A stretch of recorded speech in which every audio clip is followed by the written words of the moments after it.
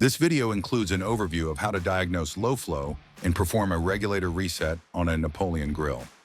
Low flow is when a regulator restricts the amount of gas coming from the propane tank to the grill, which happens when the regulator has reacted to an unusually fast rush of gas running through it. This usually happens when swapping propane tanks and the valve gets opened too quickly. During low flow, you can light one burner and it will appear as normal with a 1.5-inch flame that's mostly blue with a yellow flicker. Lighting a second burner will drop the flame height on both burners and yield a bluer flame. Once lighting a third or fourth burner, however, all flames will drop in size and the flames may barely be seen or will blow out.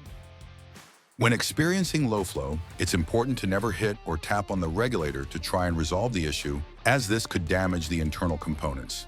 To perform a regulator reset, ensure all the burners are off, then turn off the valve on the propane tank. Remove the tank from the grill and disconnect the regulator.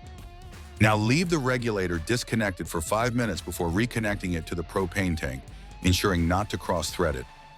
When opening the propane tank, ensure to turn it 1/4 turn at a time, with 1-second intervals between each quarter turn until the tank valve is fully open. Using a basting brush, apply a dish soap and water mixture at the propane tank connection to ensure there are no bubbles forming, indicating a leak.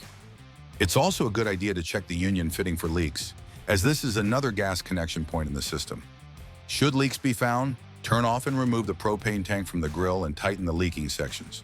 The propane tank seal will also need to be checked for signs of wear or cracks, as this can be an additional source of leaks. Once all connections are tightened and seals have been checked, reinstall the propane tank and reperform a leak test. The grill should now operate as desired and get to temperature with ease. To recap, here's a checklist to review, outlining the steps to perform a regulator reset.